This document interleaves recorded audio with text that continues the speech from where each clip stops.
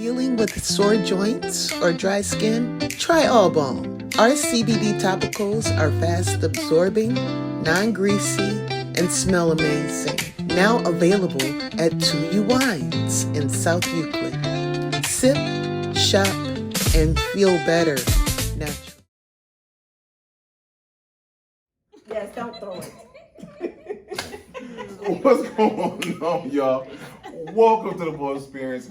Y'all know y'all in for a good time. We start off laughing, okay? Yeah. No, and we have the one, the only, Nicole D. Miller, y'all. All right. So I need to tell y'all story time, okay? So here at the Boy Wait, what Experience. did you say? Story time. Story time, okay. So let me tell you how Nicole D. Miller is the most patient woman I've ever met in my life, okay? So, as you guys know, the Boy Experience, we have not always been where we are now, right? Yes. And earlier we talked about how, you as an entrepreneur, you're doing everything. So in the past, I myself do the scheduling. And I fired myself. Yes. Thank you to Michelle The Louise. best move we could have ever The made. best move ever. Let's shout out to Michelle Louise. Because back in the day, I would double book. Actually, quite often. Right? And Nicole D. Miller being the singer she is. She's forgiven me. Oh. And now we are here now. We here now. We are here now for episode That's 291. That's right. Yes, and I know that we're in for a good one. So without further ado, Miss Nicole D. Miller, guys. Hey, what an intro. What is it? Episode 291. Episode 291. Yes. On the Yes, pull-up experience. On the full experience. Welcome. Welcome. Yes. Thank I you. made it. So, yes. Right. Thank you so much for sitting with us today. Yes. Yes, Thank yes. you guys. So I know you as author extraordinaire, publisher, Yeah. moderator, Yeah. podcast host. That's right. Did I forget anything Oh that my I would I am also a journalist. Okay. I do I'm sorry, I got freelance some journalism buzzers in on me. Cleveland. Okay. But I think those are all my things. Okay. Those. Well, I do have a new hat, producer of Glossy. So I just got that position. All right. Congrats to you. Thank you. Glossy stands for Great Lakes African American Writers Conference. Nice. Congratulations. Come on now. Yes. We'll get back to that later. Yeah, for sure. So, as we all know, all journeys have a beginning, right? Mm. And yours, I'm pretty sure, is a phenomenal one. But I have to ask, Cleveland born and raised? You know, I was born in Toledo, which is 2 hours away, not too far Oh, from here. What just happened? No, I was playing that. We thought we was thinking like, oh, she gotta be Cleveland. Yeah. No, straight to 2 hours Toledo. away, and then we moved to Cleveland when I was 5. Okay. So I'm native to Toledo technically, but I don't know really anything about Toledo Okay. because I was raised here. Yeah. So Cleveland is pretty much all I know. So you have a hood to represent. What hood you represent? Oh, Cleveland all day. Cause I don't really affiliate with Toledo like that, unfortunately. So, yeah. Okay. All right. Yeah. So let me ask you this. So I'm gonna assume, and correct me if I'm wrong, growing up, were you the kid with the journal? Were you doing the Moesha thing? Growing up? What that's you? I love that you referenced Alicia because she was dope. I wish Okay. I was half as Shout out to cool as her Moesha. back then. Right, Brandy. Because real person, Brandy. Norwood. He said Alicia like that's the character. That's the character. Okay. But her name is Brandy. Brandy Norwood, Moesha in my book. But so many writers, that's such a good question because so many writers have those stories like, oh, I grew up writing and all these books, and I'll be talking to them like, for real? I didn't have that. I have one book I remember writing called The Wolfman. I think I was in elementary school, but other than that, no, but I was a reader. And that is something I did not know made you a good writer. Come on now. And because I was the only child, I struggled with bullying. Books became my friends because I didn't have friends growing up for a long time. So I didn't know that was like a setup for my purpose. Come on now. Yeah. I'm sorry. I'm about to take it that time. now. Take it now. I feel like I'm gonna be hitting it quite a bit. He's trying to make up for the Gladly. Right. Gladly. extra buzzing. Yes. Y'all funny. Extraordinary. So I did not know that because you would think it would be writing, you would think it'd be essays and all that good stuff, like A's in English and all that good stuff. And I did get A's in English, Okay. and I knew that I was good at writing. And there is more to the story of how I fell into it because in college, I was a business major, so my background was actually in business. Okay. And I ended up struggling with calculus, struggling really bad. And I had a newfound faith with God, and I felt like he was telling me, marketing, you need to major in marketing. Back then I had no idea why. But I was so scared to pursue business with calculus that I was like, no, I'm good at writing. I'll be a journalism major. So I briefly declared myself a journalism major until he was like, girl, what did I tell you? I told you marketing. Get your butt back into business school. So I was like, okay. And fast forward 15 years, being an entrepreneur, building my brand, doing all the things. I was like, oh, okay, this is why. However, I'm also in writing. So I knew I was a good writer. I just never saw it as my purpose or my career. I was tunnel vision focused on business. And so I worked in corporate for 9 years. I ended up being really bored at work one day. And this is back in the day when blogging was a big deal. So how podcasting is a big deal now, that's how blogging was. And I ended up reading a lot of blogs. I love people's stories. I love hearing their journeys. Now, come on now. Nobody you know what? My blog is my favorite one. Okay. So I was reading so as I was reading these blogs, it was stirring on my heart to start a blog. So I started my blog. One day I read someone else's blog. Now, they're actually a Christian single ministry back in the day that I used to write for. And they wrote about heartbreak and recovering from heartbreak and dealing with heartbreak. And I thought, why have I never written my story? Because I had dealt with a really bad breakup in college. So in like 10 minutes, I wrote out this blog. And as soon as I published it, I knew God said, that's the name of your book. And I was like, nah. But it wouldn't leave me. And I ended up writing the book called How to Overcome Heartbreak, Recovering from Misguided Love. And I published it in 2014. And it was the same title as my blog post that had gotten worldwide traction, because back then, like I said, blogging was a big deal. Built up like my Facebook, my social media and stuff like that. And it was like you have something. So I was still in corporate, got laid off, and ended up publishing the sequel to that book. Ended up finding a space in bookkeeping, worked for a small business in bookkeeping. Did that and went through a lot of, I would say, persecution, rejection, being overworked for this particular company. And my mother was just like, you need to go, you need to start your own business. I was scared to death, did not want to start my own business. And she ended up passing around that time. So it was a really hard season. Yeah, it was a dark season. But the inheritance she left me gave me the capital. And so I was able to start my bookkeeping business, ABN Bookkeeping, which I named after her and my grandmother, Elena, Barbara, Nicole, ABN Bookkeeping. And that was in 2018. So God had been pulling me into entrepreneurship. I was dragging my feet like, I don't want to do it, I don't want to do it. And then I did that for about 3 to 4 years. Really wasn't writing because I was grieving and I just could not, be in that intimate space.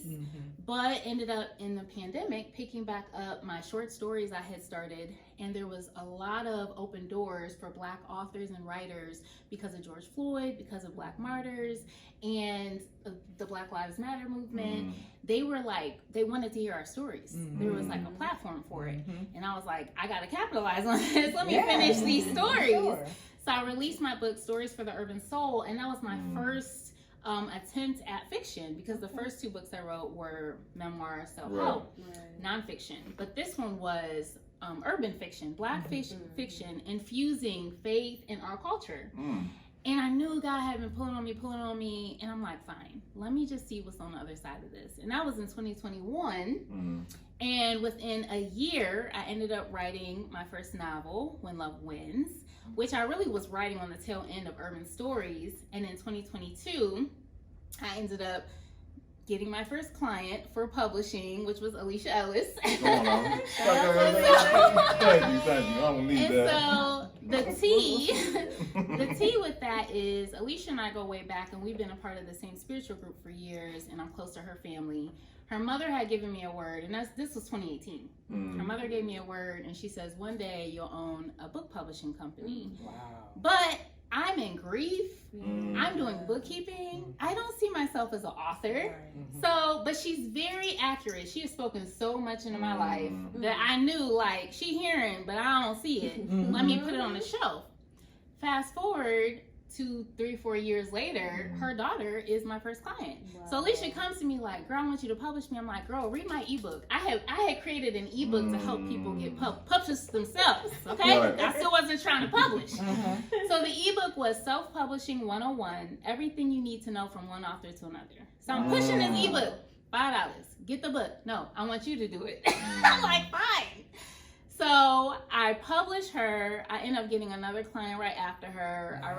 Then 2023, I released When Love Wins. And honestly, this is another behind the scenes tea that I'll give the Pope experience. Come on. Okay. We'll take it. I was really struggling with believing for this publishing to really take off because I hadn't gotten the clients that I wanted. And I was in a Futureland workshop. This is so wild. I'm sitting there thinking like, I need to give this publishing house up. Like, this is not working. Within minutes of me thinking that, 2 different people on Facebook tagged me to refer me as a publisher. So I knew like, okay, this is a sign I need to keep going. The wild thing is I felt like, and then I started Girl Talk.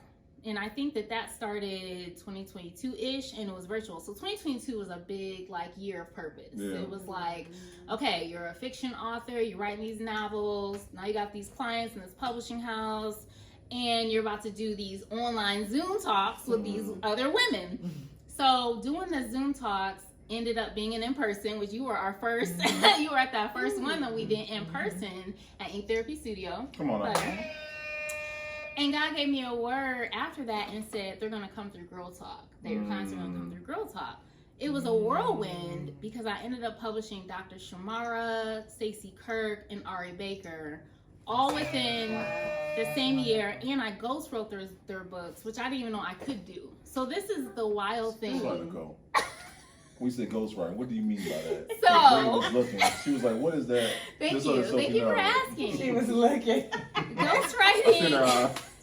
Ghostwriting is when someone else is telling your story for you, but it's still your story. So you guys are kind of partnering together to kind of co-write it. Okay. Maybe you don't have the time. Maybe you don't have the capability. A lot of them, they went through a lot of like trauma, and so it was too emotionally close, and you kind of need someone to handhold you and walk through that. Okay.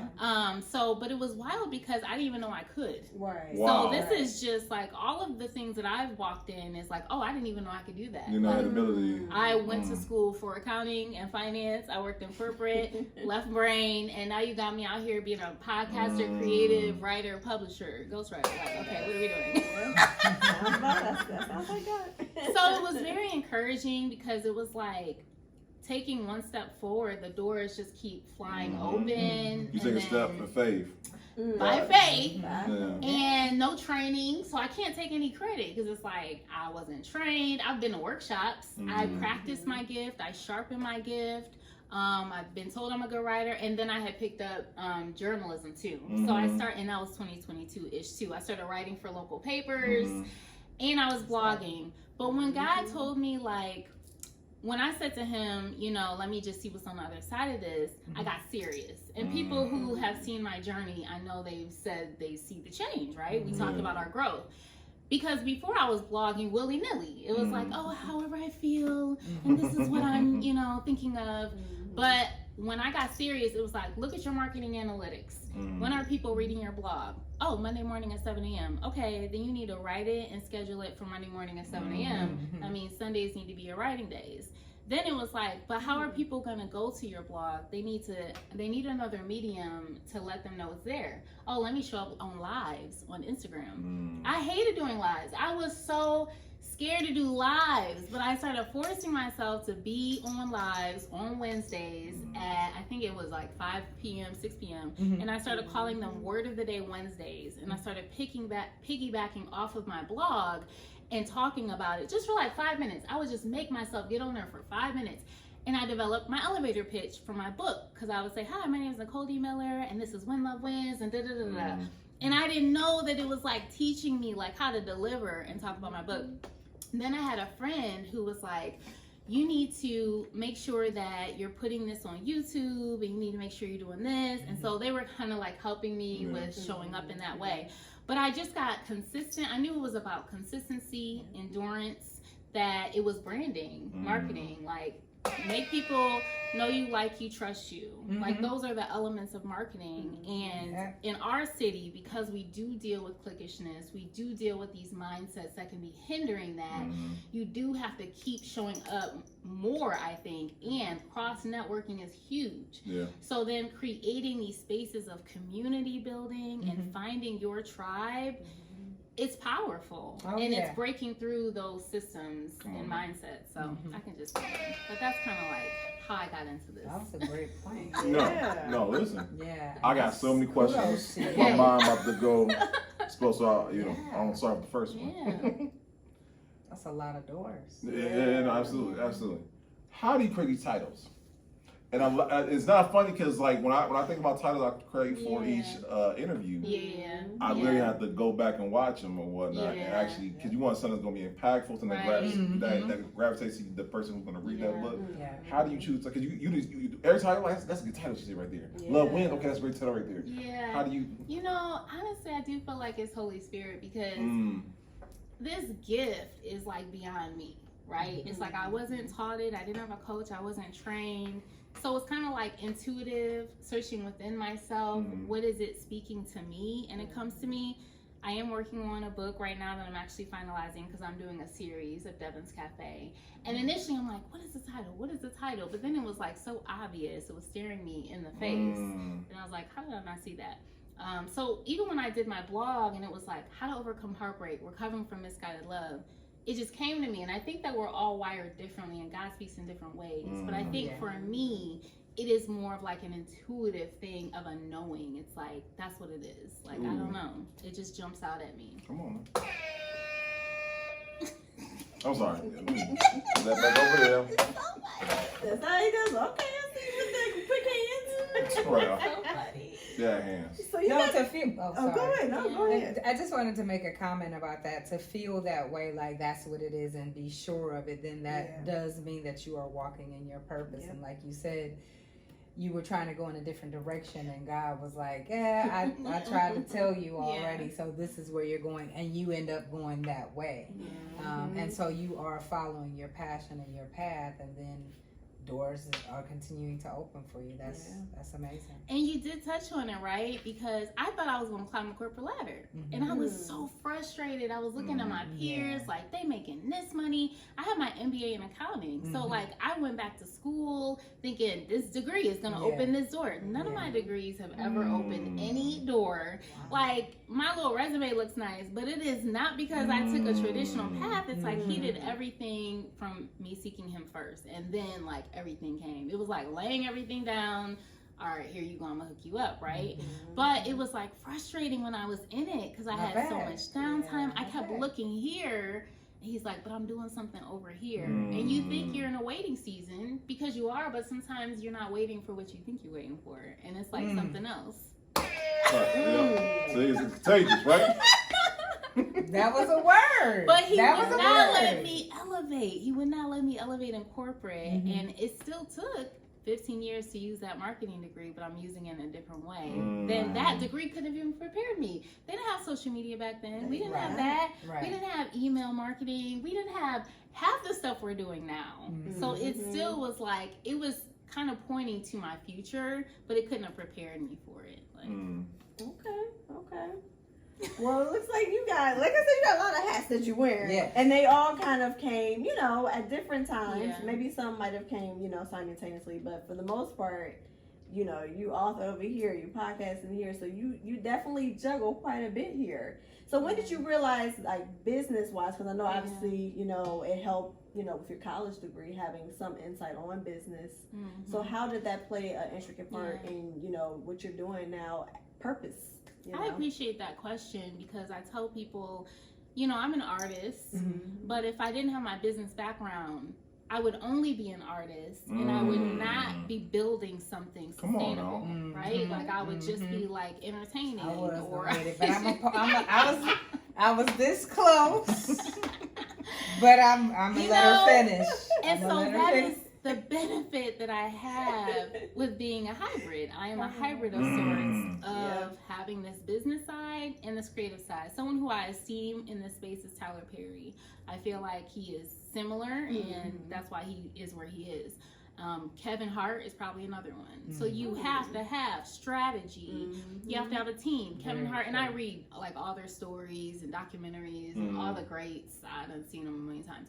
One of the things Kevin Hart did was, and this again is before social media, when he would hit the cities that they would go to, and he had his like Red Cup team or whatever they are, he would get the information of the audience who would attend, have their email addresses and names, and then when he circled back into that city, he would let them know. So the audience would come out, and that was him creating his email list, which when you're an entrepreneur, you learn that's your Bible.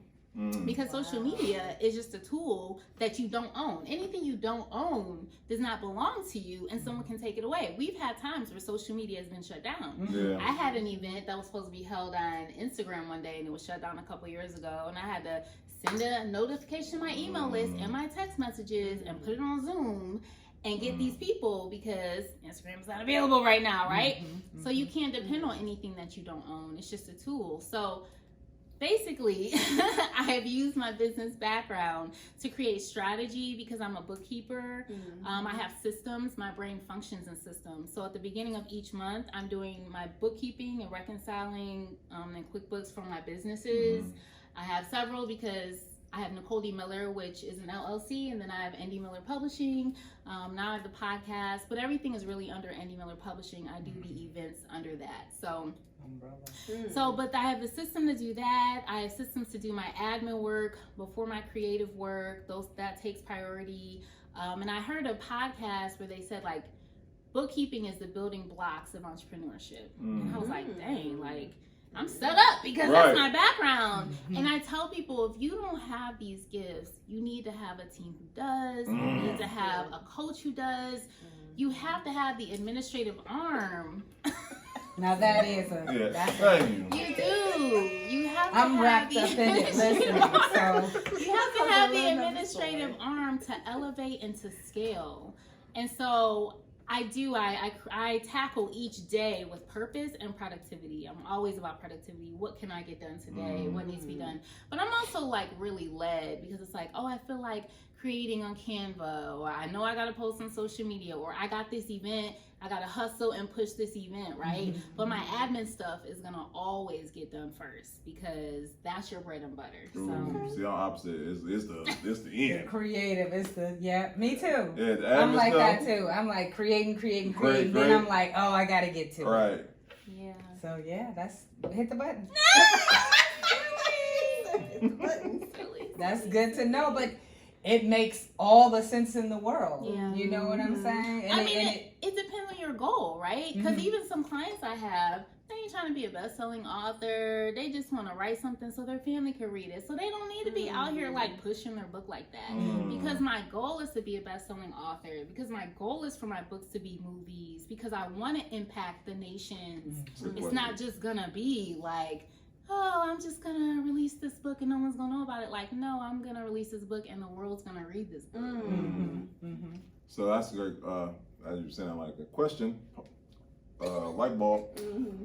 What do you feel like are the components that make a best-selling novel, in your opinion? Like, what components does a book need to have?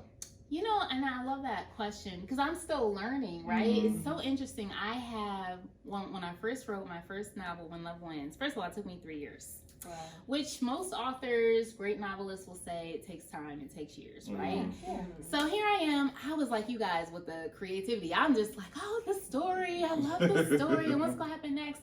And there's two types of authors. There's the outliner, where they know what's gonna happen, they outline their chapters, they know the ending. I don't do any of that. I just go and flow. And I think, I think I do it because I'm so like type A in other ways that I just want this to be worship with the creator, co-creating, free. I tap into my, subconscious. Like I don't want to control it. But when I was all said and done and I gave it to my first editor, she was like, okay. She was like, you have the makings of a great novel, but this and this and this and this and this, right? And so I had to learn what makes a great novel? Yeah. The story was powerful and great, and I was tapped into that part of it. But the structure, there's literary rules, there's plot development, character development. When I first wrote that book, I have two protagonists, which are two main characters and their cousins. And the two main characters are protagonists. Yes. Thank you. And they're night and day and they're cousins, and one has beef with the other, and there's just this animosity, and we don't know why, and there's all this tension. But I was combining both of their storylines in one chapter. So she was like, no, separate them into their own chapter because you need to develop one of the characters. Now I knew, because I was grieving the loss of my mother, and both of these characters had lost their mothers at different points of their journey, and I was exploring, what does it look like if you don't heal from that loss, and what does it look like when you're fresh off that loss? Now I do deal with like heavy content, like all of my writing is pretty heavy, so just so you know that. Yeah. But it's also fun and cute and all the things. So, but the one character who was fresh off grief, I was not fully developing her because I didn't want to go there. So as a writer, you are like feeling all the things that the characters are feeling. You have to go there to explore it. And so once she gave me that, I was about to say, it's very similar to acting. And I honestly, the book I'm writing right now, it's so real to me. I've been in tears. I've been in tears through all of my books, but this one I'm like, what's going on with this book? Like, these people seem so real.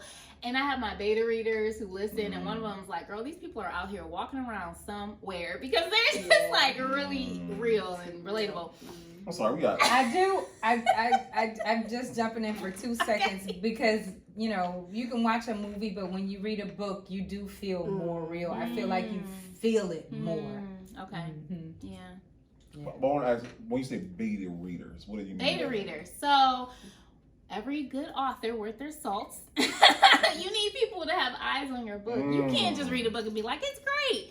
You need other people. And so thankfully I've tapped into a local organization here, Lit Cleveland. Shout out to them. They're a major organization here that's a resource for budding authors, newbie writers. I've taken so many of their workshops. Unfinished Business Lisa actually started in their workshop. Her story is in Urban Stories. It's the very first short story, and then I elaborate and create her novel out of that story. But it got started at Lit Cleveland, and I dedicate this book to Lit Cleveland because that's how much I appreciate them. So anyways, so yeah, beta readers. But going back to the other question of how do you know you have all the makings of a good novel? I think that it is something that is impactful overall. When I think of the stories that impacted me in the 90s, there were the urban classics, definitely those, some Christian faith-based ones that just blew me away. And they're usually relatable, like to the characters, you're relating to their journeys. Of course, there are like these elements of like the plot and development, and there's a character arc, and you see them grow, and there's these literary terms, and they're like 80,000 words, and you know, but I think like there's a structure. There is a structure, you know, but I think overall, for my assignment, for what I know I'm called to do, and what people have told me who have read the book, it's really making a relationship with God like fun and not churchy, very outside of church, but like God in your everyday life and love with skin on. So like a well of love. And you see these people who you relate to, that God manifests himself to in these ordinary circumstances or like the messiest circumstances. But it's impactful, and you leave feeling good. Honestly, it's the same vibe that people tell me they get from Girl Talk. People are like, you just feel better. Like they feel wholesome, they feel uplifted, they feel inspired, they feel better. And I know like that's my brand. So like everything I do, that's the goal, is for them to walk away feeling better. I was waiting. I I had patience that time. But no, I had the honor of being part of a panel discussion at Girl Talk. First male ever. Yeah, you don't know. That's So, right. That's right. Gotta share my life. Sharing is good. You must. no, absolutely. I was saying, on the panel, like, I can't tell you when I got off the stage, they were just like, you know what I'm saying, like, they were telling me about their experience. I'm like, no. So, no, shout out to you and what you created with Girl Talk. And one thing I did want to bring up is how, so you said it earlier, you said how you wanted to make a book that would be turned to a film. When you're writing, do you write with that notion already in mind? or you hope the material that good that can turn into a script? It's wild because I never have written with that goal in mind. Like, I'm writing to tell the story. I love the story. But then people read it and they're like, man, this is a movie. Man, I see this, I see that. So I know because others tell me this is their experience, it's confirming the desire I have. But that's not necessarily my motivation. My motivation is the story itself. Come on now. And I was able to be a part of the first Girl Talk. And I know that I had conversations since then. And when I was there, you know, I felt like it was a real warm, safe space for people to be able to open up, and they may have not been able to open up to anyone else, or they may have not been able to tell their story like they wanted to tell it. And it's a safe space. And I know we had a conversation before, and you were saying, if you don't mind me saying, but you were saying that it gets heavy, you know, because people are unloading. And, you know, my response back to you was, well, how can they do that if you don't make that space for them? How will they be able to do that? How will they be able to trade stories and understand that someone is going through that too, or someone is going through something worse, and be there for each other? So, you know, make sure you're still having Girl Talk. Make sure you're still providing that space and that comfort for them. And I'm pretty sure, you know, when I left there, I met a lot of different women, and I heard a lot of different stories, but I felt like they had to feel lighter.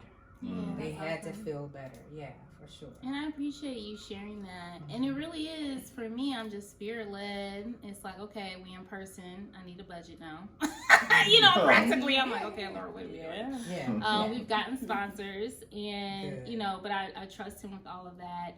But I felt that way with the men. I mean, I bawled right after. I'm sure you didn't see it. It was wild. I've never had that experience. I'm a very emotional person. But this was like, what is happening? And Nikki B was there, and she's holding me. I'm like, girl, I don't know what's happening. But I was releasing, but there was a lot happening in the room. And so even for others to share with you, I'm sure you heard their stories or whatever.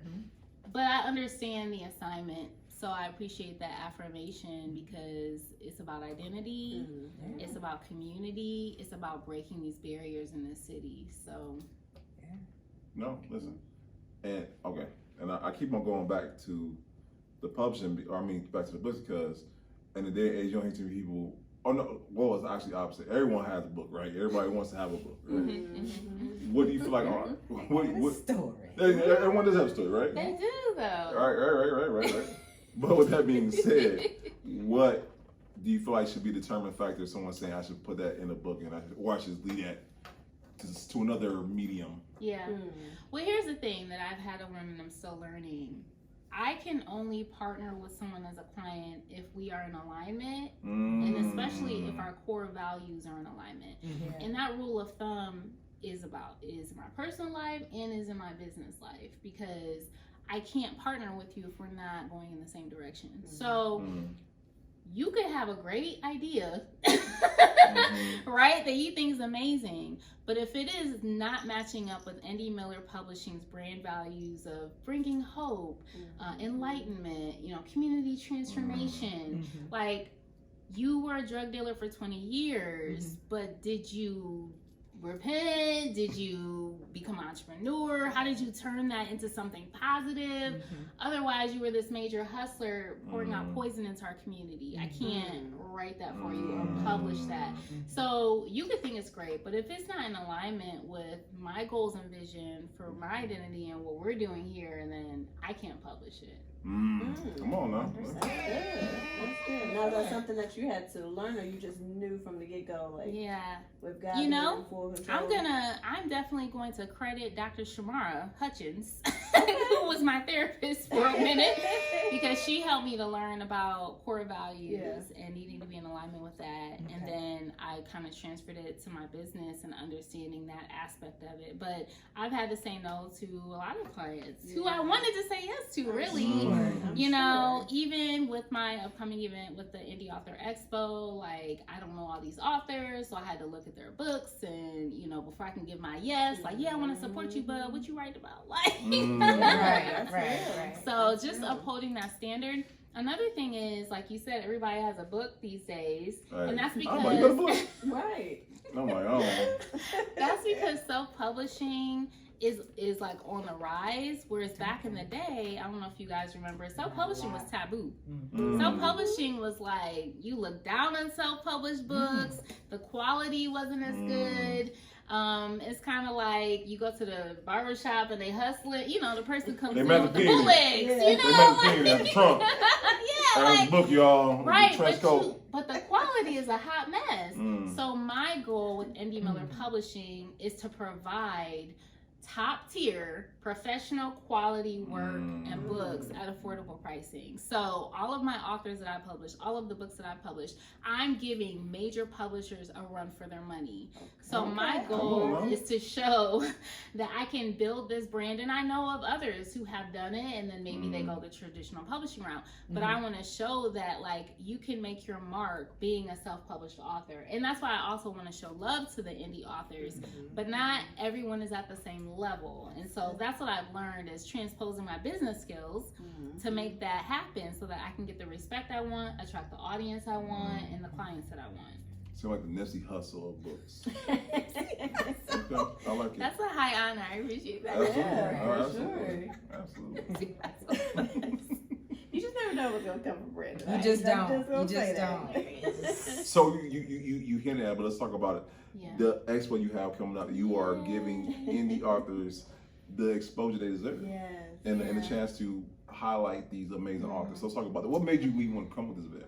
Thank you so much for asking, because I wanted to share the behind the scenes of that. So you guys have, you've been on this hustle, you've been on this grind, the entrepreneurial grind. You attend a lot of events. So when you're an indie author, you got books, you got suitcases of books, you got your merch and all of that. So you go to these events, you're paying for your table. You could be there for hours. I was on crutches at one point. I had people like dropping me off. I had a boot on my foot, and you just still out here grinding, right? But you could like not get any sales. I went to one event. They had the vendors off in the cut. They didn't shout us out in no time. They didn't tell anybody we was there. I mean, you pay your dues. That's just a part of what it is, right? But I had one particular event that really grieved me. I'm glad I don't remember the name of the event, but the person who led it, sadly, she was like a pastor, but she also had a faith-based hybrid publishing company. So hybrid publishing is what I do. So we hold your hand and help you become a self-published author, right? So we're not a traditional publisher where you get a lit agent, you do a book query, you sign contracts, you get an advance, they push your book. That's the traditional publishing route. Self-publishing route, you do it all yourself. Hybrid publishing, we connect you with your graphic designer. We do your interior layout. You can, with my company, you get to keep your royalties. Some people will take 50%. So we kind of like, I show you. There's igniting out here. Okay. That's normal. I don't have the capacity to be doing the bookkeeping for all that. I'm trying to do my own things. I'm like, you gotta figure it out like I'm figuring it out. Okay. But you can keep your royalties, and I show you the behind the scenes. A lot of hybrid publishers won't do that because I want to equip and educate. So my goal is more about like, you can publish yourself after you publish with me. I deal with mostly budding authors or debut authors. And like, I know Dr. Shamar is working on a book. It's like, yeah, because she got the ropes now. I showed her the ropes. So long story short, this particular event, hybrid publisher, faith-based, I pay all this money for this table. Hey, I need a break to just take care of me. And I love how Febrez's Soothe and Restore sets the mood perfectly with relaxing notes of warm whipped sugar and shea butter. And now I'm ready to relax and unwind. I know it was significant. And I ended up going there with like 30 other authors. No one shows up. Ooh. And that's, sometimes it happens, but it's like, nobody? Okay. Then they decided they want to have a church service. I'm like, what is happening right now? I was there for like 5 hours. And I felt like I was stuck. Right. I felt like I was stuck. And I'm texting my pastor. I'm texting my spiritual mom. I'm like, what is happening right now? This is not God. This is not right. But when I went home that night and I took a nap. You're saying you had to take I had to. Yes. And I woke up. I felt like God said, surely you can do better than this. Mm. And that was about 2 to 3 years ago.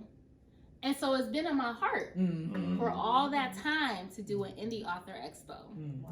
And I was still scared. So it was like last year I was at a different expo and there was authors there. And one in particular, I just offhandedly mentioned my idea. And she said, you need to do it now. And I was like, I don't know this lady.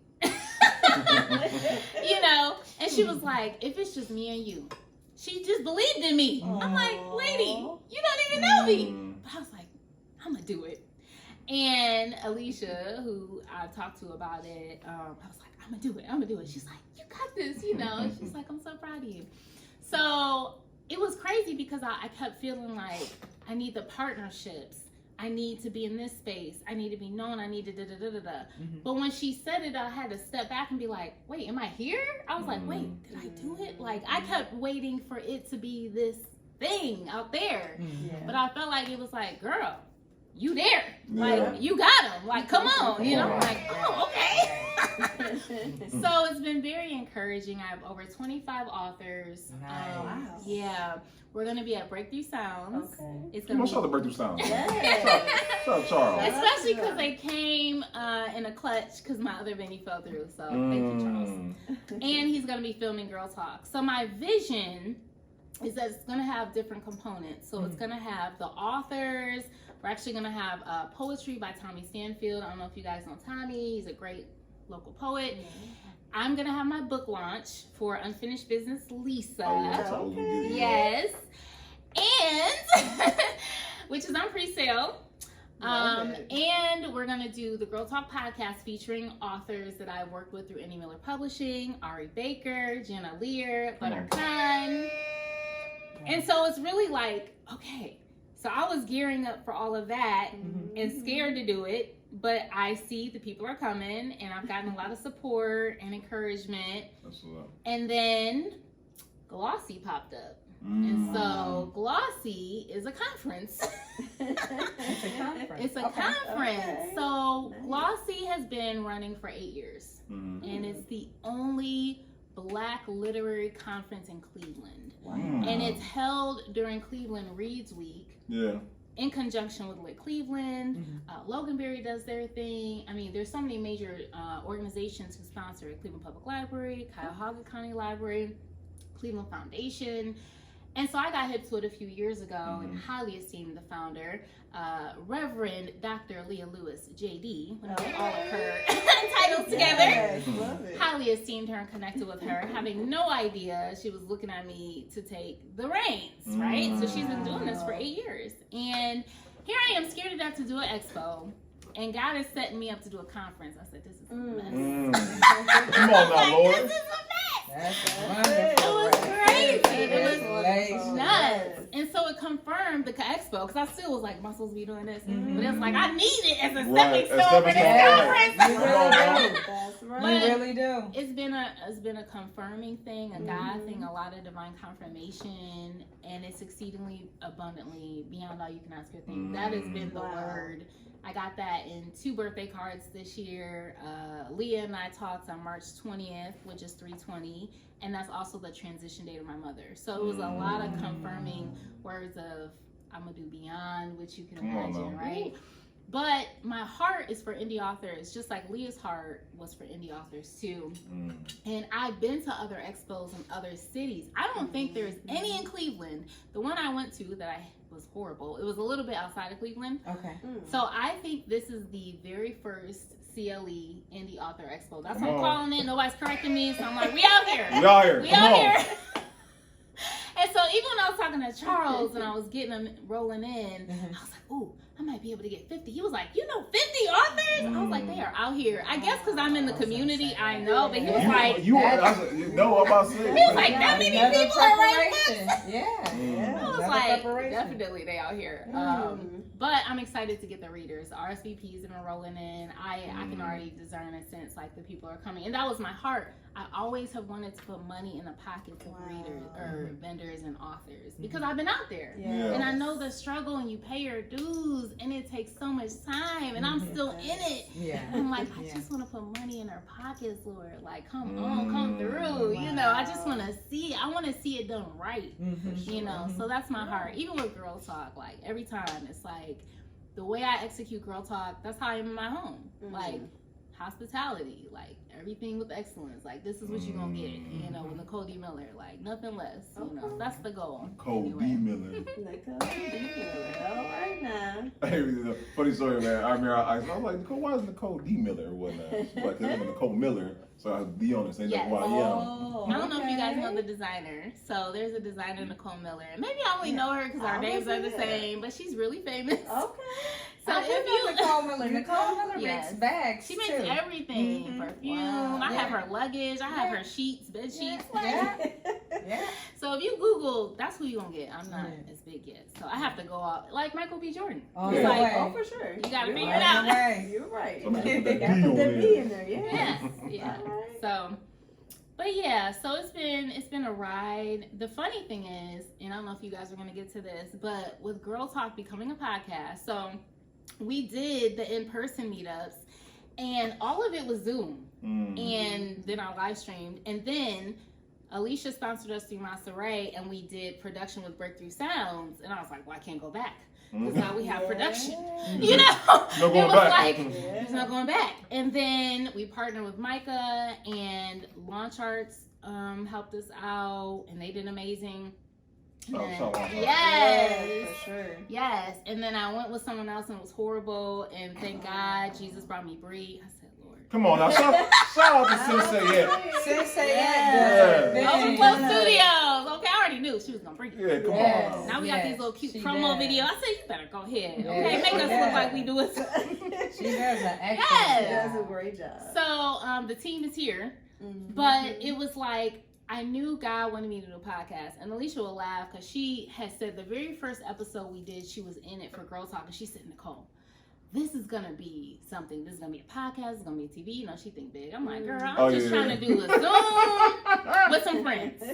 You know, but here we are 2 years later, and I'm like, oh my God, I need to make this a podcast. And I knew it was by the date of Something for the Fellas. So I knew, like, you got to have this out. This is 30-year anniversary. It's the first male panel. Unleash the podcast. Come on. You know, so I'm up here putting together 3 years worth of content. It was a very tedious process. You guys already know the process of podcasting. And I'm like, I got to get my little intro, my little theme song, my little scripts. And I'm doing that for like 30 episodes at once. It was insane. They were all long, so I like chop them up and all that. So I had dragged my feet in the podcast arena, just like I dragged my feet in the book, in the author, you know, being an author and everything he's called me to. I'm like, really? You want me to do this? You want me to do this? But it's been a beautiful experience. I've connected with so many people. And really, it is to reach the people because not everyone reads. And not everyone is going to pick up a paperback. And so, I also have the audiobook versions. I had to load it. It's locked in here. Yeah. I will say the future. I do both, but I listen more than I listen more than I read. No, Yeah. me too. So Yeah. when I'm riding, that's all I'm listening to. Yeah. A podcast, it's ebook. It's one of the two. So, I have the, my first audiobook is for When Love Wins, which is my first novel. And then I have the audiobook that I'm finalizing for Unfinished Business. So if you get Unfinished Business during the pre-sale, you will get a free download for the audiobook. Okay. So, and then of course you can grab your copy at the Indie Author Expo, which will be signed by yours truly. Come on now, get your copy. That's gonna be nice. Yes, that's Stop gonna be playing. awesome. Yeah. So that's the vision. You know, it's just kind of like you see the vision, you execute, you're in alignment, it's the right time, and it happens. And so I'm just in that flow of like, okay, what's next? But then we have Glossy, which I'm like, oh, okay, I didn't expect that. But here we go. Right. Another door open. Yeah. Yes. So, and that's a one. huge step for me because of the connections and partnerships, and yeah, I don't even know what's about to happen with that. I'm like, okay, but ultimately my goal is to be a best-selling novelist, you know, and just like walking that out by faith that it's gonna happen. Every time I think of being an author and writing books, I think of Steve Harvey when he said, that's when the money started coming. Oh wow! Yeah, You better speak that he over did. me. He did an interview, and he was like, Yeah. people don't realize that writing those books. Yeah. He said I made good money as a comedian. I did good money stand up, good money doing shows and the specials and all of that. Mm-hmm. But I think he had gone through a couple divorces, and so he had had to pay out all this money, and then I want to say taxes or something. And he was like thinking to himself like, what am I gonna do? Oh wow! And he said that book money started rolling in. Nice. Yeah. Yeah. Wow. That'll do it. That was it. I appreciate That'll that. do it. That'll do it. So let's talk about that. Can you talk about like revenue you can make as an author and whatnot? Because I'm pretty sure people know. So that's the thing, right? Steve Harvey probably already had some type of a platform by the time he was writing. Yeah, I'd definitely. have to look into it. So it's that a little how to be a think like a man. man. So Yeah. he had a huge platform. So for them, it's like a little bit easier because they already have credibility. They're already known. Right. When you're someone who's trying to, you need visibility. Mm-hmm. And in this day and age, we are technology driven. And so my strategy and blueprint that God's shown me is to be everywhere. Now I'm a little different because I'm doing a lot of different things. I am not just an author and just a writer. Like I'm doing all these things, right? But if you're just an indie author, you need to find your audience so that they will support you and continue supporting you. Okay. Most indie authors I was gonna say, most indie authors, money-wise, you're not making a huge lucrative sum. Like, you got to be doing something else. I've heard stories where someone was a best-selling author, they made like 20 grand a year. You know what I'm saying? But that could be with their contracts and with their royalties. But typically, you're not going to be rolling in the dough unless you're like traditionally published and you're a Stephen King or a Daniel Steele or like one of these big John Grisham, like these big names. Like but you do have to for the one to come you have to have your audience base, right? So that is, it's going to be interesting to see how my journey unfolds because I am an indie author, but I'm also not just an author. So I don't know like how everything's going to play out. I'm just being faithful with what's on my heart and just keep stepping up and doing the work. She knew it was coming. Yeah, we all knew it was coming. So when do you sleep? I mean, it just seems like you just do so much. I was gonna say. Honestly, I take naps most days. I didn't get a nap today, and I was like, dang it. That's because I hadn't eaten before this. That sounds wonderful. But I think because I don't have children, I have the time. I'm a full-time creative, so I don't have another job. And I feel like what I do gives me so much life that it doesn't take from me. Like I'm thriving. Like I feel elevated. I'm soaring. So it doesn't feel like work. It feels like worship. It feels like fun. And my ancestors didn't get to. And it's like, man, I get to do this. Like there were laws that prevented them from reading and writing. And I get to do this. So I feel like I owe it to them, specifically my mother and grandmother, to like walk in purpose and walk through these doors that are opening. And I feel like this is our time for this generation to reach this generation, right? And whatever capacity we're called to. So I definitely rest, and I get to create my day. I'm very organized. Yeah. That's how I joke. Wink. Okay. And that helps me. That helps me to be productive. So right now I'm actually writing a book in 30 days. So I was inspired by a friend of mine who Our said, NBA young boy of Right. You're 30. well, I was inspired by a friend of mine who said, shout out to Piper, she's our editor for Andy Miller Publishing. She said, I wrote my book in 30 days. So she has a lit agent, she's in a traditional publishing track. She has a husband and a job. I'm like, girl, you wrote a book in 30 days? But I knew God was like, clearly you can do this, right? So take the limits off. Take the limits off. And it really did. Okay. And so I am on day 23. So even when I leave here, I need to finish this chapter because I've been writing a chapter a day. Because I had this thought, if I write a chapter a day, I'll be done in 30 days. Wow. And what has come out has been this amazing story. One of my best friends is a writer, so she's like my first beta reader. So I'm bouncing it off her, like, girl, is this good? Is it just me? She's like, girl, this is good. I'm like, this is crazy. But it's showing me, like, to take the limits off. It took me 3 years to write my first book. I'm writing a book in a month. Now, this is going to be the manuscript. We're going to edit, right? I'm not just releasing it. Right. But the story is there. Story is there, right. And I'm the writing. Meat of the meat is there, and I'm writing with intentionality. I'm hitting the mark. I know every chapter is this word count. I know this is going to happen next. And the way I flow, the story comes to me as I show up. So I don't necessarily know the ending or all that the story is gonna give me, but as I keep showing up, it starts speaking to me, and it's like, okay, this is what's gonna happen. Okay, this is what's gonna happen. And even when I'm doing other things, it's coming to me, and I'm like, oh man, this is crazy. I'll be in the car driving, thinking about it, like, oh man, this is about to happen. And I'll be feeling like God is writing the story, so He be blowing me away. I'm like, what? That's gonna happen? Like, this is crazy, you know.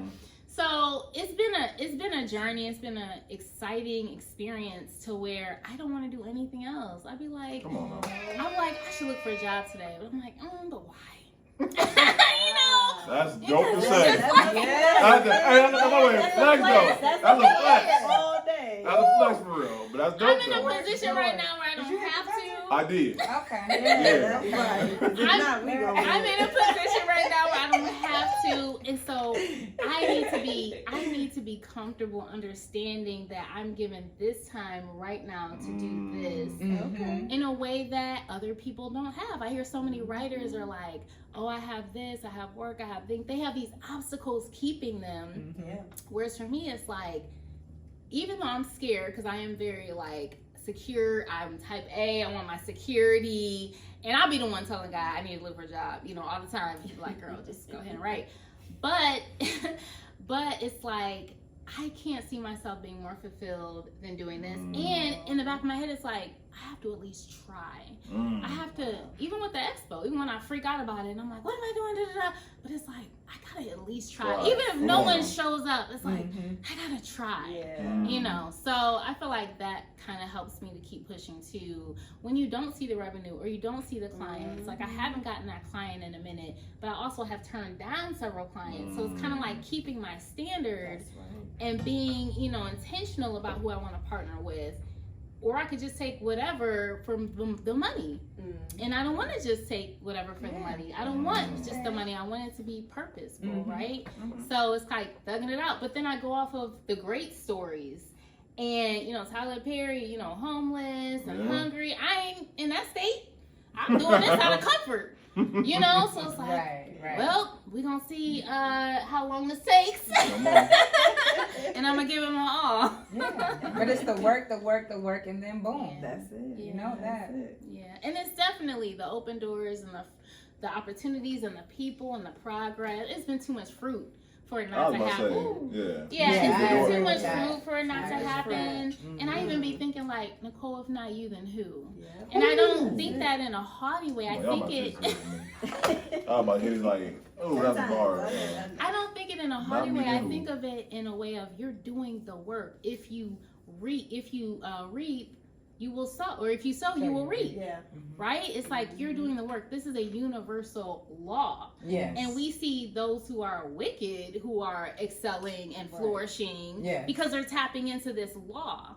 And, you know, so I think sometimes you have to give yourself that pep talk too. Like, if not you, then who? Like, who else is doing this in this way that you're doing this for you not to get that outcome? You know? That's it. Not tripping. So, madam, we talk about the past. We talk about the present. Talk about the future. What does the future hold for you? I mean, we kind of alluded to that. Isn't it all you expected it to be? the hype button, right? So funny. Yes, worth the wait. Okay. You know, because of what's happened, Glossy is such a picture for me that it is going to be beyond what I can fathom. I'll share this, and I feel emotional sharing it. So there is an amazing woman by the name of Regina Jones. Unfortunately, she is not a household name like she needs to be. But there is a documentary out about her life called Who in the Hell is Regina Jones? The documentary was featured at Cleveland Playhouse Playhouse Theater for what is it? Cleveland International Film Fest. Okay. So we went, courtesy of Masore, and I was a journalist, and I got to interview the producers who are like Emmy Award winning, like these are like top tier, right? Wow. And they were super humble, super nice. And I got to learn more about her story, and I did the interview, and I wrote up an article on her because she's the first Black female publisher of a newspaper called Soul Newspaper, which was a Black music newspaper. So they highlighted Black artists. Okay. Back in the day, in like the 70s.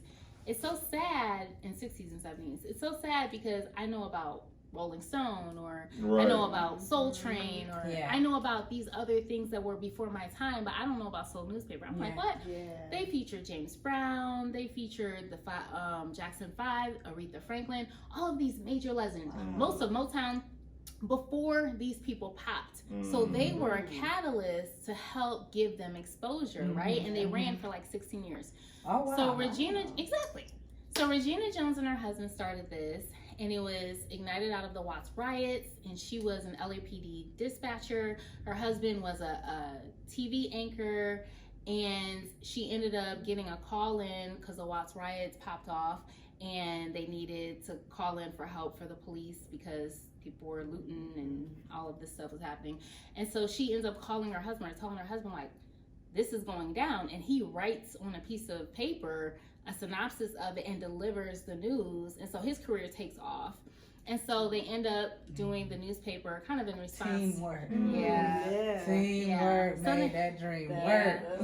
So they end up creating the newspaper to bring more encouragement and hope to the city and the Black community. They're like us. They're like piecing the newspaper in their living room and like on the streets hustling, but they have all these connections. The doors open with access to these artists, these musicians, and they show all of this in the documentary. Now the documentary is also going to film this fall at GCUF as well, so that's going to be amazing, so catch it if you can. But long story short, I wrote the article. She's an amazing woman who's done all these things, wore all these hats. You know, in the height of oppression and racism, she's a mom of 5, and she's carrying out this torch with this newspaper and doing all the things. She sends me an email like 2 days ago, esteeming me, okay? I was done. Wow. I was done. And telling me what a great writer I am. I said, what? What? No. Wonderful. You know, and I was just like, so again, I was telling Nikki B about it, because she was with me. We had both covered Cliff. I'm like, girl. She's like, girl, this is crazy. I'm like, I know. But again, what I told her, I was like, I just feel like God keeps topping himself. Yeah, come on, now. Come on, I'm Lord. like, he just keeps one-upping his own self. Like, what is happening? So when you ask me about the future, I'm like, I can't call it, because the things that I want, that I think are so big and great, it's like, better than coming out better than that. The creator of all things mindset is like above and beyond. So let me say it first on here for the experience. New York bestselling.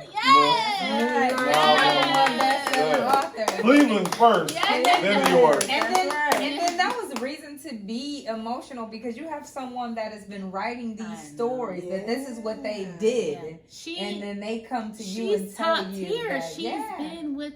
And what she said years. is, you have the gift. And she was like, it's so, she's like, I've been acquainted with so many young journalists and photographers over the years, and it's so good to see that there are still ones who have the gift. I said, oh, that's dope. Because I was never trained. I'm like, so that, I know that's God was like, you better hold on to that if nothing else. Sure. When you struggling, hold on to that. And she said, keep writing even when it's hard. Because she knows how hard the path is. It's like when you're a creative entrepreneur, I tell people it's like having a double major. Because you already said being an entrepreneur, you're doing all these things.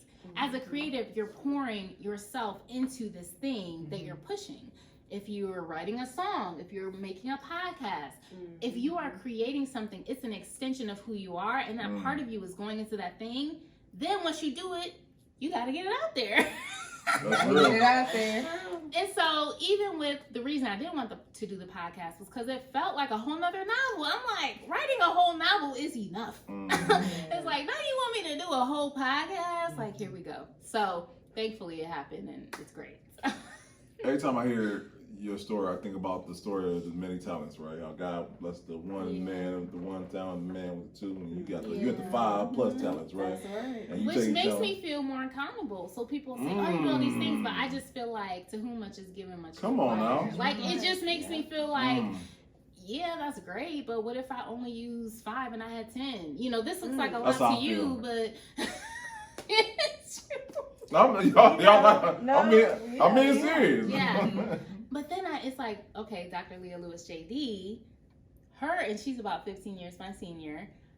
What she's been able to accomplish, I'm like, what? And when I first met her, I was like, man, I would love for her to be a mentor, having no idea that she was going to be. Mm. And I look at what she's walked in, and I know it's a preview, and I'm like, man, Come on you now. know. Yeah. So you have the other ones who've gone before you too, and you see what they've done. Zelma Watson George, I don't know if you guys are hip to her, but she's someone from Cleveland, and I only am hip because the recreation center off MLK is named after her. That's why Yes. Zelma Watson George. So I did my research. I did an article on her. I was volunteering with Teen Enterprise. I don't know if you guys are hip. Absolutely. We've been mentors. Yep. So we were located there, and so I did an article on them and Zelma Watson George for Black History Month and got to learn her story. But she walked in so much, and she was on the UN, like the things she was a part of as a Black female in those days. And I was like, man, all you need is like 5 Zelma Watson Georges, like, cause the stuff that she was on back in the day. So I'm looking at these women, like, and then they're passing on the torch to us. Yeah, Because honestly, we next up. we are. Yeah. But that's the thing. It's like not even like the time is here. Like that's when I'm realizing that it's now. Come on. It is.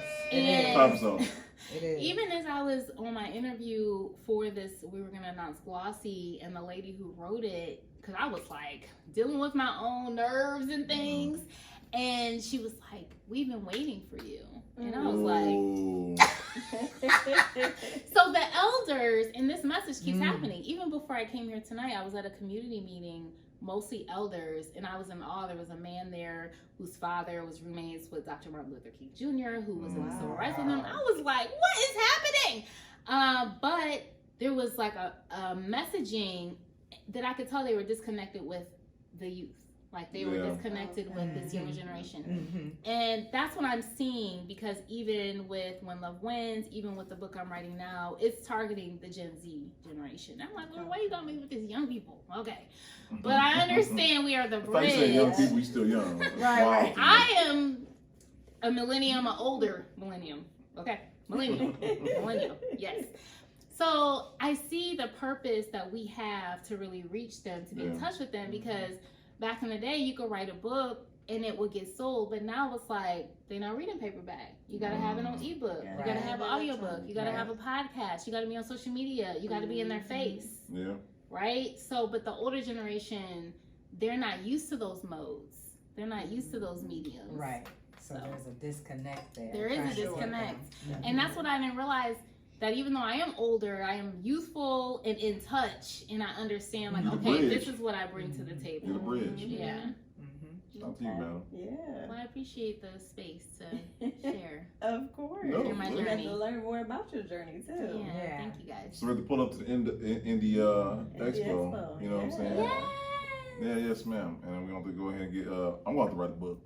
You better. Here we go. Don't just be You talking. need to though, Joe. You should. Don't just be I know you talking. want, because you've written your ebook and everything. I read an so- ebook about physical credit. I ain't do one on me. That's a whole other thing. Yeah. But I know me and Nicole D. Metal, we've been talking about it. She always talking about it. Partnership. There we go. Yeah, she Well, definitely. you know, I started nonfiction and then switched to fiction. So, I mean, you start where you are.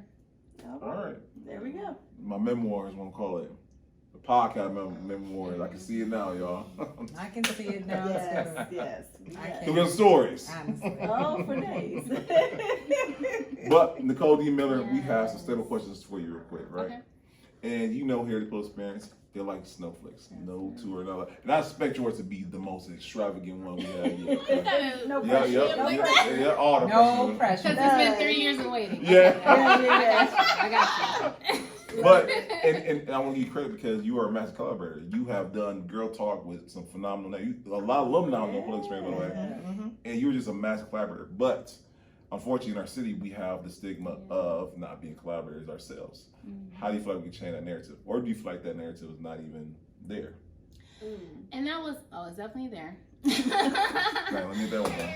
Yeah, and that was why I did Girl Talk, one of the reasons. So I have been the beneficiary of sisterhood. For 20 years, I've been walking with the same women. And what I give in Girl Talk is an overflow of what I've been the recipient of. I've been the recipient of community. I've been in the same fellowship for 20 plus years. My pastors are my parents. I'm in family, so it's not just a spiritual group. Like, this is my family. We do life together. We've been doing life together for decades. I know that's a gift that I have, right? But I've also been marred and scarred from rejection in Cleveland, exclusivity, all of the things that our city is known for. So to create Girl Talk and to be brave enough to like share the gift that I know I have has definitely been unneeded bravery. Like, I've needed to have bravery to do that because you could get caught up in what it's always been, which is the exclusivity, right? But it was like, let's push through. Let's break down. If these women are brave enough to come in this space, bare their souls, and be vulnerable and engage in authentic conversation, we can change just this small group of people, and it can be a ripple effect. That's the goal. It's like, if we can change this handful of people, Jesus started with 12, and look, right? Centuries later or decades later, it's like, okay, we have the whole world knowing Christianity. So I think for me, it's the goal is to change the narrative in doing the events, in doing co-collaboration, cross-collaboration, in finding my tribe and my network and saying, we are here. There's more of us than them. That's what I've been thinking. Even when I think about the expo, indie authors are still looked down on in a sense. They won't take us in their libraries and the main branches and things of that nature. They put us in a certain section, and maybe they're gonna come for me for saying this. I don't care. But I feel like you gotta protect the Miller. You know, I feel like because of what I've been able to build, I can help these other indie authors get more visibility or connections and networking, because I've tapped into the networking space because I'm also an entrepreneur. That's the thing about being an entrepreneur, is the networking. You could be a writer and an author, but you're not an entrepreneur until you're not cross-collabing, you're not networking. Come on, now, speak that truth. It's the business side. So I think that is my goal with my events. It's like, okay, maybe so-and-so won't come, but there's 10 other people who will. Come on now. You know, and so I I want want, going to impact those right, people. and I want to, I'm here for them. Like, I'm here to serve them. I'm here to serve the people who are overlooked, the people. And I went through what I went through also to help me be empathetic to their plight. So even with Girl Talk, as we gained visibility and more names and things, I was very intentional even with the one at the end of the year. I'm like, we bringing in our OGs. Like, we gonna keep it Girl Talk. Y'all ain't gonna make this no whatever, you know, no little award show. It ain't gonna be that. Like, it's gonna be authentic dialogue, true sisterhood, true relationship building. So keep the main thing the main thing. Keep the main thing the main thing. Get that tatted on me. Keep the main thing the main thing. I'm playing. I like that. Okay, with that being said, Nicole D. Miller, I, in my head, believe everyone watches the podcast, right? Who would you love to collaborate in the future? What entity, corporation, person would you like to collaborate in the future? That's a good question, because honestly, so many of the we already collabed. What are you talking about? What's wrong with this guy? So many of the ones that I wanted are about to happen through Glossy. Come on. So like, I've been it. featured with Cleveland Public Library, but this is about to be something else. Like the Cleveland Foundation and all of these, even bookstores that kind of turn their backs on me or snub me. Now, and they have no choice now to Nicole D. Miller. Oh, yeah. Yeah, exactly. So it's like, now that I'm in this this space, it carries so much more weight Come in on. those spaces. Wow. So it's like, it's interesting, you know? Yeah, that's what I'm talking about. Kicking that front door, like, boom, I'm in here now. Yeah. Yeah, so I don't know if I could really call it. I feel like the things that I wanted, God is surpassing the things that I wanted. Wow. It just keeps going back to beyond what I could have thought. Yeah. That's wonderful. That is. Mm-hmm. Yeah. So I might get back to you on that. I have to think Okay. about that a little All right. bit more. Yes, ma'am. Yeah. Well, Yes, that's ma'am. cool. What about a Tyler Perry? Ooh. Because you mentioned Tyler, I have. and he, you know, he makes I know you watch movies. Tyler. You know what I'm saying? He could. That's a type Yeah. of collaboration where it's like, Yeah. okay, Yeah, that Tyler girl picked on up the one of my screen. books. Get the book You know, on the he's screen. trying to Yeah. make It turned to a TV or a movie? Yeah, like come on. That's definitely been a thought, Mhm. but I'm also very sensitive to what am I supposed to be doing? Because as much as I will esteem, because I have connected with people that I've idolized. And sometimes when you get up close and personal to people, you see a different side, Oh, right? Yeah. And so, but I would be honored if he saw my books that was like, I would want to put you on Mhm. for Yeah. sure. That would definitely be in my bucket. Come on. Okay. Yeah. So not opposed to it. Gotcha. Yeah. Alrighty. Yeah. Tyler. Well, Like you on the first name. Tyler. Right. Listen, Like him you and know, Tyler, they go look. way back. Okay, you already know. Tyler watching. That's right. Yes, he is. You know, also, someone told me they say they watch our podcast to see who all is in Cleveland, and they weren't from the city. They Wow. EDM like I watch podcasts to see who's in the city. That's wild. That is No, so- interesting. So Very. you're not playing. I'm not playing. Look, You know look. what? You And never there's know who's watching. someone else that comes to mind. Her name is Patrice Washington. I don't know if you guys are hip, but she was on the Steve Harvey show back in the day. Wow. And people have compared me to her, which I'm like, really? But I guess we have a similar like style and brand or whatever. But she's definitely someone I had wanted to partner with. Okay. For sure, and someone I esteem. So. Yeah. But you know, the interesting thing is we're all so connected. Like I know people who know both those people. You know, so it's like it's really just about timing and alignment Well, yeah. Come on now. Yeah. like you're very much connected to people. You know? Mm-hmm. That's good. Okay. All right.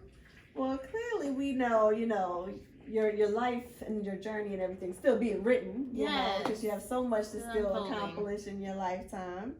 But when we speak of legacy, young lady, we speak about that good old legacy. Yeah. So what does legacy look like for Nicole D. Miller? Every And day. what does legacy look like for all of what you got going on, business endeavors? That's such a good question because to be honest, so much of what has been birthed out has been through hard seasons. So much of what I've written is dealing with heavy topics, grief recovery, parent absenteeism, mental health struggles, deaths and loss. And so it's really God making something good out of nothing or something good out of, hard things. Yeah. And I feel like, I guess overall, my legacy would be people feeling empowered and encouraged and impacted through all of the forms of medium that I create, whether it's my writing or my podcasting or social media, that there is hope because there is so many hard things, in this life. Oh yeah. That I would want people to walk away feeling hopeful and encouraged. Okay. Nice. Yeah. That's good. I like that. It's great legacy. I'm sorry. It's the must reaction. You just can't help it. And did you want to take the last question? We asked you about legacy. We asked you about collaboration. And the last thing is you've said so much today. Yeah. And educated us on a lot For of things sure. as far as You no got educated brick and us mortars? on that. No, but still, you're in a different field Right. that I'm in, so Yeah. I don't, you've educated us on people that we didn't know existed. Yeah. You know what I'm saying? Yeah. Things that are going on in the city I that I know. didn't know. It trips me out how existed. people don't know things because Cleveland does feel small to me. Mm-hmm. No. But this is another thing that God had given me was to like be in different lanes. Mm. And so I knew like I was gonna have to cross over into different lanes to build my brand. You're that bridge. Mhm. You're that bridge now. For sure. So now we know. The connector. Yeah. And now we gang. Yep. Yeah. So now, Gang, gang. gang. Yeah, like That's the I math don't right know there. anything about Glossy. I But mean, you've Yeah. been around for Neither. 8 years. I Me be shocked, either. like that's what I'm saying. So you No know, clue. and that's what we get Yeah, from the pull-up yeah. experience. You get to know, meet we all don't. these Yeah, we get Yeah. to get more knowledge. And Yeah. I've been around you several times, but I Yeah. didn't know about these things that exist in the Right. city. Yeah. So you know, pulling off of that, what would you want somebody to who is inspires to be a writer, or who is interested in publishing, or who is interested in being a part of the indie community in any fashion in the city of Cleveland? What would you advise for them, whether you've already spoke about it or whether it's something that you just haven't touched on yet? 3 things. So what would I advise them to do? Mm-hmm. 3 things. Three things that you want to give a piece of advice to Yeah. those people. Well, first and foremost, I would say find your tribe.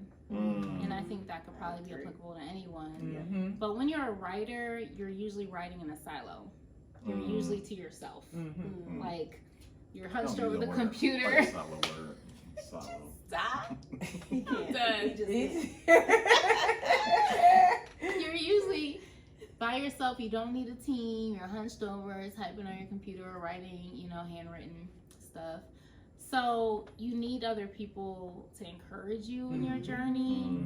And for me, like I said, Lit Cleveland was huge because there was one particular workshop when I was in the midst of When Love Wins.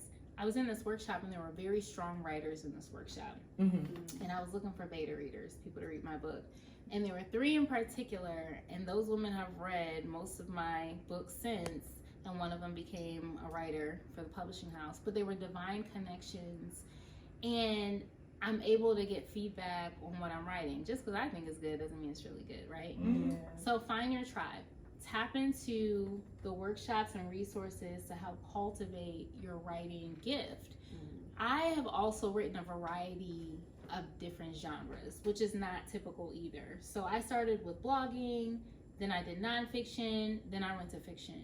I also write poetry. So there's poetry. Oh, you didn't tell me that, Nicole. Did you tell me? No, didn't know that. Because I don't consider myself a poet, but I can write poetry, if that Okay. makes Okay. sense. Yeah. I feel like the poets, they write books of poetry better, right? Like that's their thing. Yeah, butter be. Right. Yeah, She can That's- come across. She Yeah, can speak yeah. it. Mhm. But I have a gift that I could channel to flow in a way that I want it to flow. Mm. So I've performed at She a open ghost mics poet. and things like that. Like Rumi. I'm done with you there. I'm done. Like Rumi. Who's Writing Rumi? poets. I mean, writing poems. I don't know. You don't know who Rumi No. is? I think that's where Beyonce and he's Okay. from. I can't tell you what decade he's from, but Oh. he writes a lot of poetry, Okay. and it's Oh, like wow. life. Life lessons mixed with Okay. poetry. Yeah, Interesting. yeah. Okay. So and poetry usually for me is when it's a really, really hard time. It comes out of me when I'm in a lot of pain. Like form like, therapy. Yeah, it's like Interesting. when I can't express it any other kind of way. Like Mhm. that's kind of when it comes out. Mm. But so it's in Urban Stories. I've given my characters poetry. One of the characters in When Love Wins is a writer, and she does a poem that I gave her at the end of that book. And so it's just kind of random. And I'm also a journalist. And being a journalist is a different style of writing. It's like the whole yeah. opposite of poetry. Sure. It's very technical. And so what I'll say is develop your craft. Getting back to the question. Develop your gifts. Mm. Be around people who have your gift. Because when I'm in those spaces, my gift starts flowing. Mm. And other Like that. gifts I've had start flowing because I'm around like-minded people or people who are in the same part of the body that I am, a community that I am, right? And I would also say never give up on your dream. Yeah. Because sometimes I'm sorry. I'm sorry. sometimes it feels relentless, but writing is such a patient thing. I'm not necessarily a patient person, but on this journey, God has been cultivating patience in me. That shows, because you've been making me. God bless you. I value you, Brandon. You know, I do value you. And it shows. Yeah, man. And so the story, even though I'm writing this book in a month, which is crazy, it all doesn't just come out in one sitting. Yeah. It's like you're nurturing it and It's you're your baby. flowing with it's like you're flowing with it.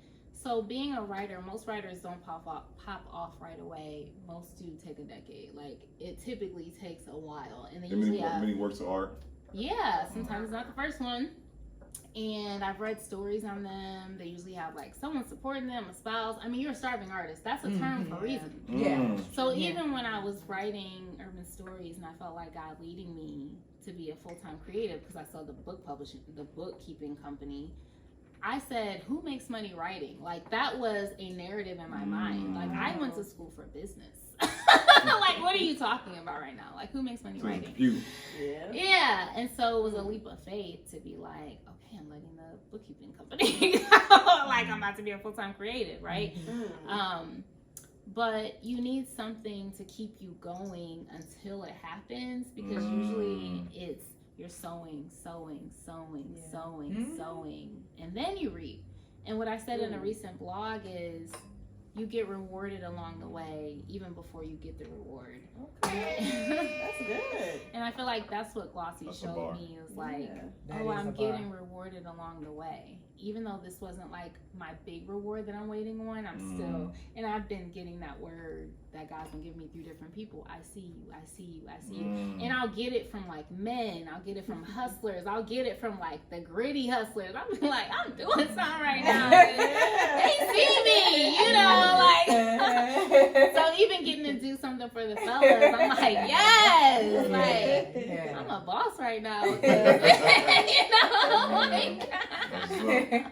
It feels good to be acknowledged for something that you pour so much into and that you give so much of yourself to. It does. It feels good for people you need to it recognize you that. pour out so much. You do. You And get like weary. you said, you're like, you do. You're like, oh, is this it or what? Is it gonna happen? Yeah. And you're being emptied out, like in your personal journey, so that it can be anointed, so that it can be impactful. Like it's not just a good read or fun and entertaining. You want it to transform lives. Well, that means your life has to be transformed. So there's so much behind the scenes that people aren't seeing. The tears that are being cried, the gutting out of self that's happening, for you to be a community leader, to serve others, your selfishness being removed and pruned, and all of that, you know. And it's just like, so you need to like, I see you, like you see me, okay. I was starting to fall left, right. Or you like, am I just delusional? Like that I just, but I think you kind of have to be, because you gotta be Kanye with it. Even you do. I've watched that man's documentary so many times. I root for him every time, even though we know. But lead up to it though. You have to be delusional. He was still all right then. He was still during the time of the hurts my heart. Not during the time of filming, but when the documentary came out, he was still all right. But now, But I try to take people's stories, because I value stories, and I feel like God still sees like the testimony, because they still have that test. You know, I look at Tyler Perry and the work that he's doing now may not be, you know, whatever like it used to be, but like nobody can take away from what that man went through and he says himself, nobody could take that from you.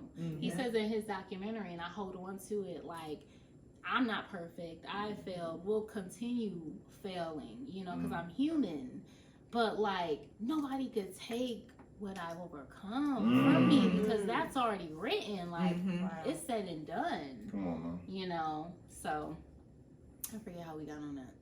No, we were dropping them gems. We were talking about the 3 points, and you just touched on. Oh, you see, the fourth one, that one. That's true. That's bonus right there. Yeah, but you know, the delusion. That's what I want to touch on. So in Tyler Perry's documentary, he was starving and hungry, and his friend is helping him, and they're co-creating, and his friend's like, this dude was sitting here splitting half a burger with me and some fries, telling me how he's going to blow up and ain't got no money. Or not a dime. he was a child being abused by his father and all of this abuse he was going through. But he's saying, one day I'm going to be friends with Oprah. Mm. And that's when God told me, and I shared this at Girl Talk. I think you were there. I don't know if you remember. But I said, there have been people who have had less who believe for more. And so for me, when I'm struggling, I'm like, There's people who have had less who believe for more. Yeah. Or Terry McMillan, she's an author from the 90s. Come on now. Exhale. We're all one of those here. Right. You know. So I read up on her. This woman did get picked up by a publishing company, which they're supposed to do all your things and push your book. Right. But they were not doing that for her. She sat there and hand wrote 3,000 letters and sent them out to different organizations and bookstores to push her book. So when I'm sitting there, and I was doing it today, I have sat there within there, handwritten, not email. That's the handwritten. hunger within. And I'm pushing my little videos. I'm like, dang, I sent this to 100 people. Or I'm going to my groups, like I was doing it today, sitting there for like an hour, like pushing this event. I'll be thinking, Tyler, Terry McMillan wrote 3,000 letters. Terry McMillan wrote 3,000 letters. Terry McMillan wrote 3,000. So this generation, we're in the sweet spot because we know that grind. The younger people are typically more about convenience, not about long suffering and patience. But we are in that sweet spot where we still know the benefits of hard work. And so for me, I'm just like, the elders did this, I can do this. I at least have social media where I'm pushing this flyer and I'm not having to walk down the street, which I did in my 20s. I used to date a rapper, so we used to pass out the CDs and the flyers, you know what I'm saying? Yeah. But I don't have to hit the street pavement anymore. I have done it for this expo because that's just how I roll. But I don't have to. I can do it online. There is no excuse. Our generation has no excuse. Yeah, I agree. So we're gonna do part 2 at the expo. Right. So that's real. Yeah. Part 2 at the Yes, expo. that's We're happening. gonna pull up one time, madam. And this has been an honor and a privilege, madam. And it's been 3 years in the making, but it was well worth the But wait. neither one of us was here 3 years. You know, we've grown. We've grown. Yeah, come on. Yes. Nicole D. Miller. Big ups to us. We've grown. Yeah. It was well worth it. For Thank sure. you, madam. And once Thank again, you. we are honored to have you. And once again, I want you to encourage you to go out and get this book when it comes. Get the pre-sale. Yes. Get the audio. Finished business. Come on now. NicoleDMiller.com. Oh, and that leads me to my last question, the most important question of the interview. Where we reach you, we're going to book you, we're going to be part of the Indie Expo, all that good stuff. Yes. So all of my books are available at NicoleDMiller.com. If you're interested in book publishing services, ndmiller.pub. If you'd like to come to the Indie Author Expo, it is Saturday, June 21st, 12 to 4 p.m. at Breakthrough Sound Studio. Tickets are free on Eventbrite. Now, we are filming the Girl Talk podcast featuring indie authors. Those tickets are $10 on Eventbrite. You can follow me on social media, on Instagram at HTOHB, which stands for How to Overcome Heartbreak, the name of my first book. You can follow at Indie Miller Publishing for the publishing house or at Girl Talk CLE. I'm also at facebook.com/HTOHB and on LinkedIn. Awesome. Guys, listen, you don't have to worry about it. It's in the show notes. You're watching this, boom, it's right there. So you have every link. So we want you guys to get your book, get your booking, all that good stuff. All that good stuff. Yes, ma'am. Thank you so much. June 21st. Yes, June 21st. it's going down. It's going down. That's right. Yes, ma'am. So, guys, real quick, we gotta pay some bills. Wine Fest. I'm sorry. Wine Fest. I'll edit it out. I'm gonna let you do that one. So we'll pick it up from right there. We gotta pay some bills, y'all. Oh. That's your cue. And back to you. South Euclid Wine and Dine Festival taking place August 2nd, Saturday, August 2nd at the South Euclid Food Truck Park from 3 p. to 9 p. Hosted by your girl Micah Dixon, who's bringing the charisma, who keeps the crowd engaged. We love her so much. Live music by Black Vitamin's band featuring Reagan Gray. DJ E Spins, who Yes. we've had on the show. She's a wonderful, wonderful person, and we love how she keeps the crowd moving and the vibe strong. Mm-hmm. You will be tasting wine. Ticket comes with wine tasting from some of the best wine brands in Cleveland, Ohio. And we have a wonderful, wonderful surprise coming up for you guys that we'll announce later. We've got the food trucks. We've got the vendors. We're going to have a good time. Basket raffles. We're going to have such a good time. Yes. Come on out and enjoy yourself. That is at the South Euclid Food Truck Park, right on Mayfield and Green. The whole street is shut down so we can have a lovely time. So we'll see you guys there. That's right. That's right. Y'all don't want to miss those surprises that she got. Oh, I can't wait to announce it. I am just... It's burning me. I wanna announce it so bad. You something there, Right. Listen. Yeah. We'll have to hear about it after the camera. Yes. And then June 22nd. Yes, thank you. Is that we have the Pink and Black Honors. Yes. It is a beautiful, excellent event that Tenora Edwards put together with her Pink Party. And listen, it's a party to be had. It is a great way to acknowledge and recognize so many wonderful entrepreneurs in the city of Cleveland. Yes. And she is bringing some special guests from all over. And she don't shortchange when she do this, y'all. She brings the hitters, you hear me, to the city. And it's going to be an excellent time. It gives us a reason to get all dressed up and dialed up. Yes. Put on our heels, our best makeup, and the dresses. Guys with the tuxes. You know, we waiting to see that three-piece now. That three-piece Steve Harvey. We're ready to see it now. Listen. Coming to a theater near you. Y'all make sure y'all stay tuned for that. Oh my gosh. But listen, this event ain't free. So get your tickets. Get your tickets. Get them today. Do not delay. That'll also be in the show notes. Yes. So it's one click away. So no excuse. June 22nd at Severance Hall. Yes. David Banner, Sherry Shepherd, Wayne Dawson. Woo. Just going to be just an amazing time. Yeah. It always is. I mean, she brings it. She brings it. She gives us, and she's honoring people in the city. Yes. That's the most important part about it. She's honoring the people in the city to let everybody know we see you. We see your hard work. We see the grind that you're going through. We see the work that you're putting in. And that's amazing. Yeah, for sure. So don't sleep on it, y'all. Do not delay. Don't be a Clevelander. Wait a minute. The after party on the patio. Ooh. The after party on the patio is very nice. So very nice. Yeah. So after the party is the after party, for huh? sure. Okay. For sure. Right. Y'all being real innocent right now talking about the after party. After party. That is crazy. And what about you, man? You're right. Because speaking of parties, you know, we have a nice little party right on my comfy couch. Chilling in the house. Yes. But I have great, phenomenal guests on my Beauty Toe podcast where we're taking relationship topics. Me and my guests are expounding on those. And again, the overall goal, y'all, is healthier relationships out here. And if you can be able to learn some things from our story told, we know it's a story well told on Beauty Told. And I can't wait to see you guys there. I love those who have been tapping in, subscribing. Thanks to the fam for always shouting me out. And, you know, spreading the word. And again, we're just going to continue to grow and glow together. So we'll see y'all there, okay? And last but not least is the All Bomb. Miss Kim Flowers. You see the products behind us where we're sitting at 2U Wines. This Friday, June 6th, we will be having a make your own body butter.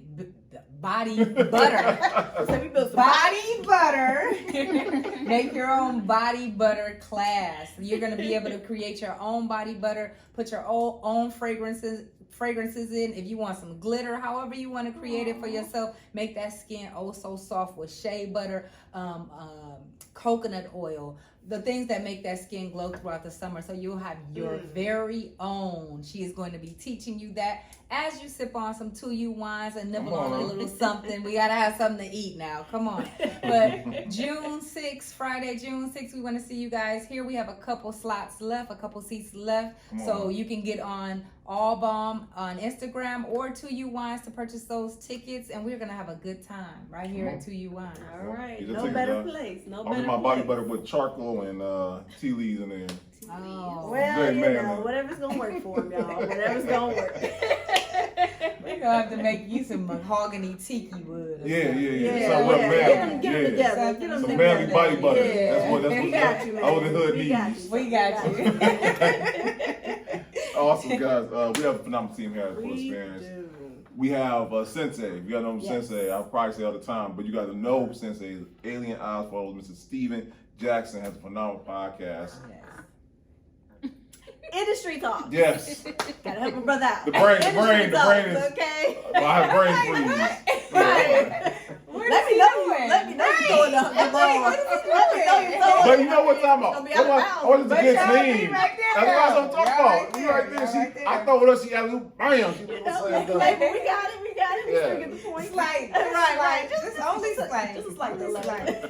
And Sensiete. Yeah. Is that what you call her? Yes. Sensiete. Yeah. Sensieta? Sensieta. Yeah. Sensiete. Overflow Got Studio. it. I had to put the tail. Right. Get a five one time, huh? You must. Make sure you have Ready to go salsa. It's all you know. It's been a long day. We get silly at toward the end of the day. Slap happy. We do.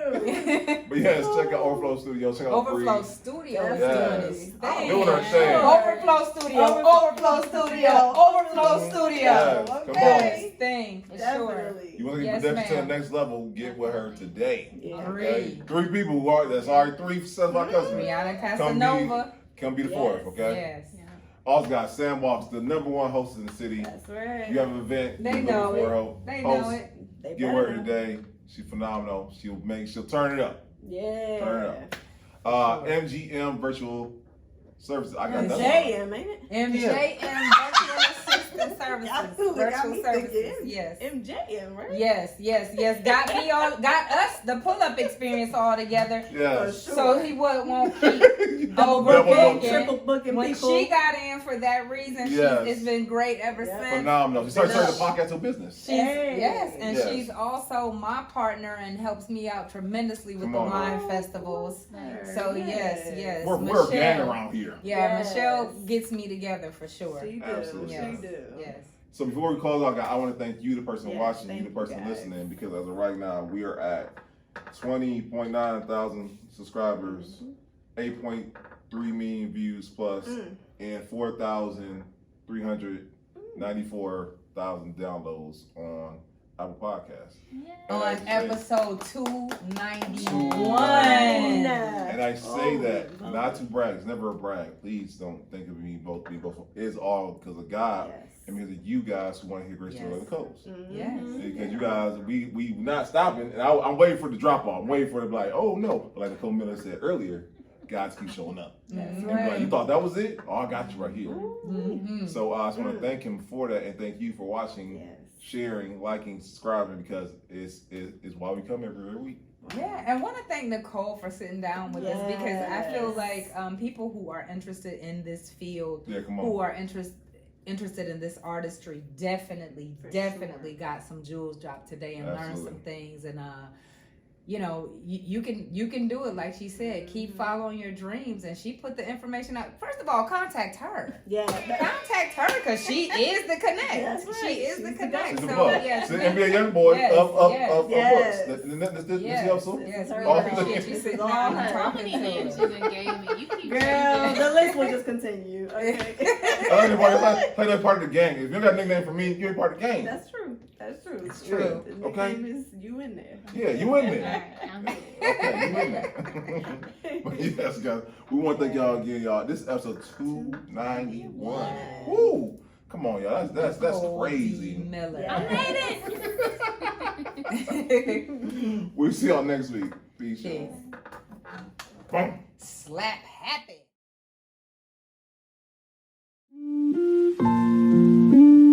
Thank you.